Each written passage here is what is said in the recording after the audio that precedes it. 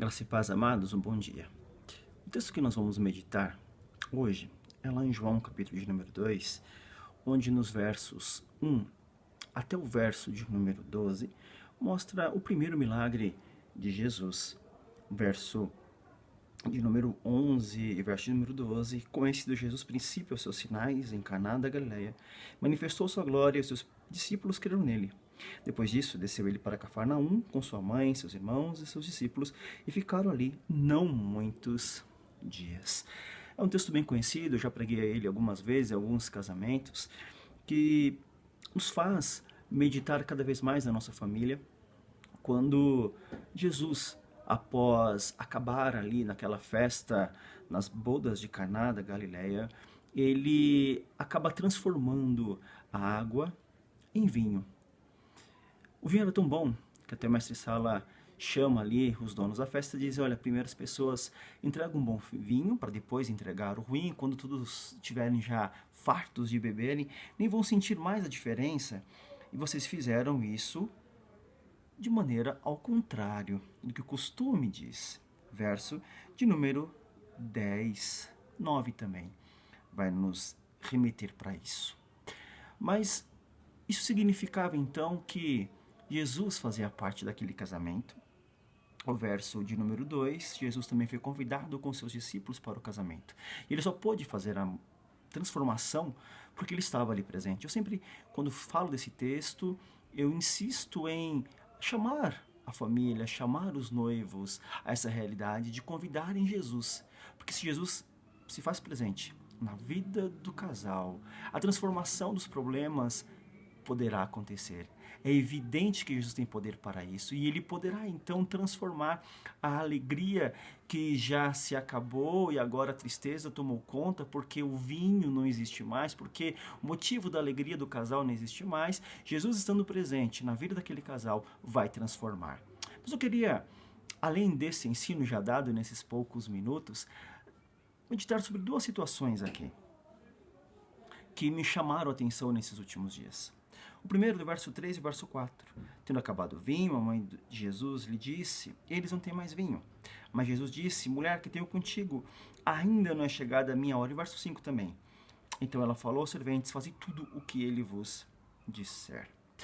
Mulher, que tenho contigo. Maria, mãe de Jesus, ela já havia por muito tempo aprendido o quão especial ela era pelo fato de ter sido mãe do Salvador. Desde Gabriel, ao anunciar para ela que ela seria essa mãe, ela já tinha isso. Na visita, quando ela fez para com a sua prima Isabel, o ventre desta prima se mexe. Isabel diz: você está carregando o Salvador contigo. Durante toda a vida de Jesus, até a sua chegada à fase adulta, ela vira aquele homem fazendo coisas extraordinárias.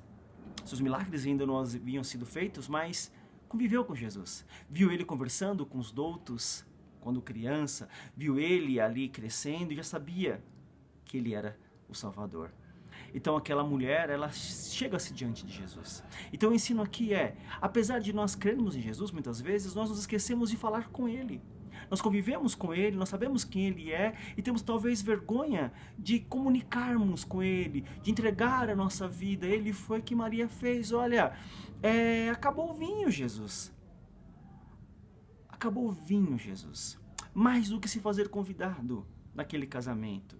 Maria, ao perceber a dificuldade, ela foi atrás e conversou com Jesus, e falou com Jesus. Ela já convivia com Jesus e ela falou com Jesus. Mais do que conviver com Jesus, irmãos, nós temos que ter a liberdade de falar com ele. Olha, não está legal isso que está acontecendo no casamento, na família, na festa. Isso não está legal que está acontecendo na minha vida. Jesus. E aí Jesus responde: calma, ainda não é chegada a minha hora, eu ainda vou agir, eu ainda vou trabalhar, eu não vou voltar. Essa festa não vai acabar agora. Eu não vou sair dela agora, eu não vou voltar para casa agora. Calma, espera um pouquinho. Eu estou aqui. Eu estou aqui. Essa é a mensagem.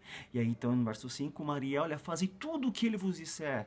Aquela mulher então quando ela conversa com Jesus não é porque ela tinha falta de fé, muito pelo contrário, a fé dela fez ela se aproximar de Jesus, falar com Jesus. Quando temos fé, nós devemos falar com Jesus, expor a Jesus. Quando expomos não é sinal de falta de fé, muito pelo contrário, é que nós nos abrimos a Ele, Ele quer que nós façamos isso. E o segundo ensinamento é o verso de número 11. Após esse sinal, foi manifesto a sua glória e os seus discípulos creram nele. Com esse Deus, Jesus, princípio, os seus sinais em Caná da Galileia, manifestou sua glória e seus discípulos creram nele. Os discípulos que foram convidados, conforme o verso de número 2, eram André, Pedro, Felipe e Natanael, conforme o capítulo 1. Eram os 4 discípulos que ele já tinha escolhido para si. E é interessante que esses 4 discípulos já tinham visto a glória de Jesus.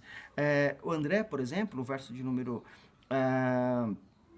39 do capítulo 1, vinde vede, foram pois e viram onde Jesus estava morando e ficaram com ele aquele dia, sendo mais ou menos a hora 10ª. André e mais outro discípulo, mais outro homem, eram discípulos de João, e João falou para eles seguirem Jesus. Eles foram até Jesus, perguntando: onde é que você assiste, mestre? E ele falou: vem na minha casa. Eles foram na casa de Jesus, passaram a noite com Jesus, passaram momentos com Jesus.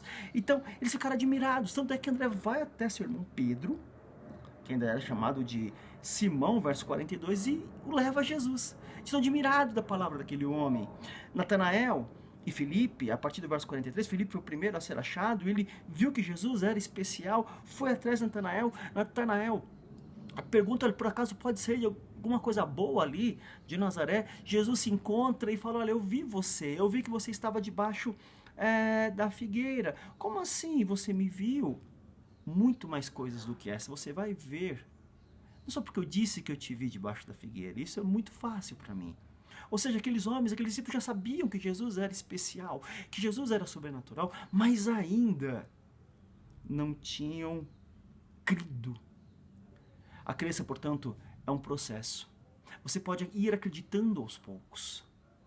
E você só vai perceber o quão especial Cristo é se estiver em contato com Ele. Muitos creem que Jesus é Filho de Deus. Muitos creem na ação de Jesus aqui na Terra, mas não tem esse convívio como tiveram naquele momento daquela festa aqueles discípulos. Só assim puderam efetivamente crer. Que você e eu possamos então ter um contato com Jesus, para efetivamente crer nele. E ao ter esse contato com Jesus, que você e eu possamos nos abrir com ele num relacionamento familiar, íntimo, como Maria fez. Abrir-se com Jesus, falar dos problemas que acontecem, não é falta de fé, é fé demonstrada. Que Deus nos abençoe para que possamos ter esse tipo de atitude. Fiquem com Deus. Um grande abraço.